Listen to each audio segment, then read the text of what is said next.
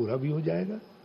एक तरफ आप उत्तराखंड के मुख्यमंत्री पुष्कर सिंह धामी की तारीफ करते हैं और दूसरी तरफ कहते हैं कि जनता राज्य सरकार के कामों से खुश नहीं है। दोनों बातें एक साथ कैसे हो सकती हैं? देखिए, कुछ गुण हैं जो व्यक्ति में होते हैं, तो कभी कभी आपको हमेशा आलोचक बन करके आंख बंद करके आलोचना नहीं कर सकते। आपको व्यक्ति के गुणों को भी देखना पड़ता है। वो कुछ सीखने की कोशिश करते हैं। जो व्यक्ति सीखने की कोशिश कर रहा है तो उनको शुभकामना देनी चाहिए कि हैं तो हमारे राज्य के भी मुख्यमंत्री। अब पिछली बार 3 मुख्यमंत्री आ गए और मगर राज्य की दशा खराब करके चले गए। तो अब भी 5 साल राज्य की दशा खराब हो, उसके बजाय जो है मैं उनको, उस नौजवान को कहता हूं, बकअप खड़े रहो जहां अच्छा है, लेकिन हो अच्छा नहीं रहा है।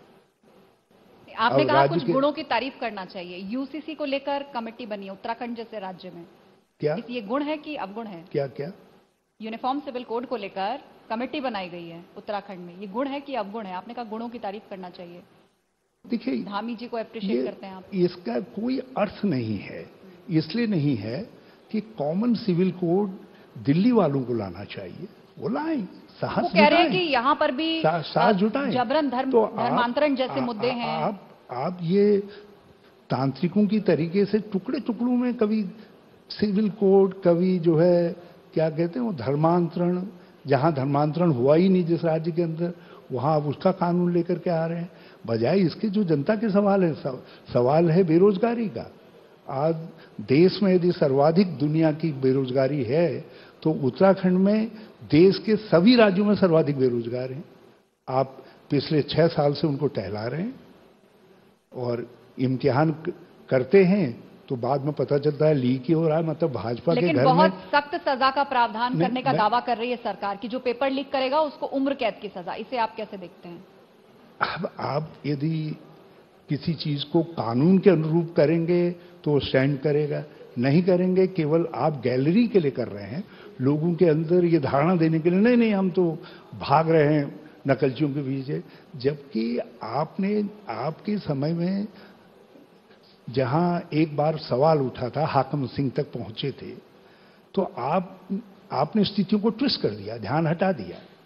नहीं तो उस समय यदि हाकम सिंह का हाकम कौन, उसको चेज करते, आप दोषी को पकड़ते और दोषियों तक पहुंचते, जो सफेद पोश दोषी थे उन तक पहुंचते, तो आज जो शर्मिंदगी राज्य को उठानी पड़ी पब्लिक सर्विस कमीशन के लीकेज के साथ, वो शर्मिंदगी नहीं उठानी पड़ती। तो राज्य के सामने सवाल है बेरोजगारी का, राज्य के सामने सवाल है कुपोषण का, राज्य के सामने। लेकिन फिर तुष्टिकरण की जरूरत क्यों पड़ती है? आप हल्द्वानी पर देखिए, आज हालत आप राज्य सरकार के लिए कुछ कह रहे हैं, वो आप पर आरोप लगा रहे हैं, लेकिन सरकारें आई और गई, सबकी सरकार रही, क्यों हुआ हल्द्वानी में? मगर ऐसी हालत नहीं थी कभी जो आज स्थिति है।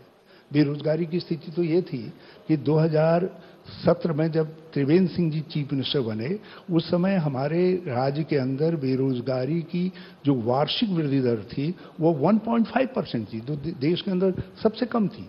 हम 32,000 लोगों को सरकारी नौकरियां दे करके गए और 18,000 का अध्याचन करके गए, और ये उसके बाद अभी तक इनको 6 महीने हो गए हैं और इसमें ये 3200 लोगों को नहीं दे पा रहे हैं।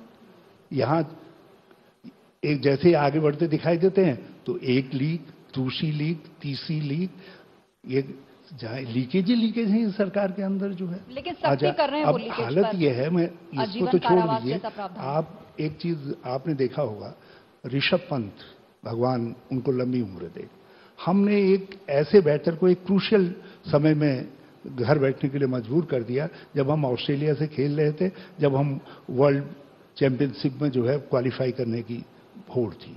तो कितना बड़ा नुकसान हुआ केवल इसलिए कि एनएच में खड्डा था उत्तराखंड के जो है, और एनएच में ही खड्डा नहीं है, उत्तराखंड की कोई सड़क ऐसी नहीं है जो खड्डा युक्त नहीं। लेकिन हरदा पहले लोग कहते समस्या तो दशकों से है, देहरादून में बहुत जाम रहता है। मैं बिल्कुल चकाचक, बिल्कुल टिप टॉप सड़कें इनको दे करके गया, बल्कि इनके मंत्री हैं बालियान, हमारे पड़ोस के थे, तो एक दिन कहीं मिल गए, बोले भाई साहब एक बात तो है, जब हम उत्तराखंड में जाते हैं तो नींद आ जाती है, और जब से जो है उत्तर प्रदेश में प्रवेश करते हैं, नींद खुल जाती है, तो हमको लगता है कि हम उत्तर प्रदेश में आ गए हैं। सड़कों की इतनी खराब हालत है। तो हमने बहुत अच्छी सड़कें देख करके, आपने सड़कों को लेकर दावा किया, है। क्योंकि अंतिम पड़ाव में हमारी चर्चा, तो एक इंपॉर्टेंट सवाल मैं चाहती हूँ कि संक्षेप में आप उसका जवाब दें। जोशीमठ के जिस हिस्से में इस वक्त आपदा चल रही है, कहा जा रहा है कि ये कोई आजकल की समस्या नहीं है।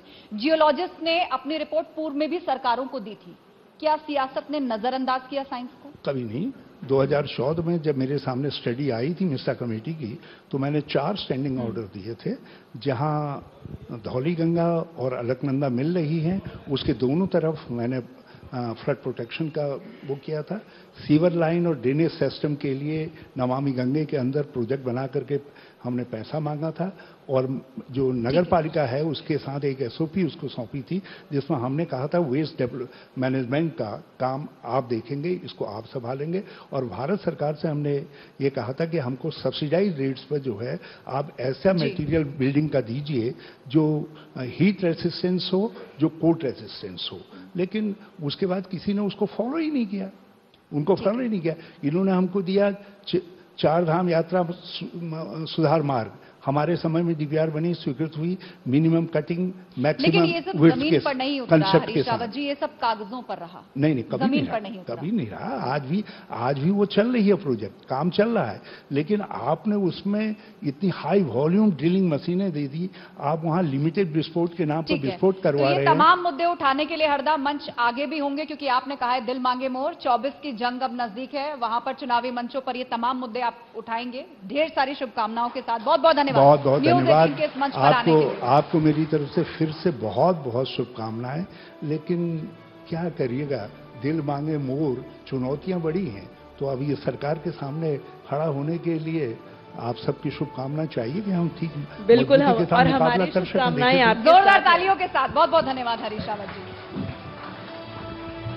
हमारी शुभकामनाएं आपके साथ है। सर, आप प्लीज मंच पर बने रहें, और इस वक्त मैं स्टेज पर बुलाना चाहूंगी हरदा सर, प्लीज आप थोड़ी देर और वक्त हमें दे दीजिए। आपने अपना कीमती वक्त हमारे लिए निकाला।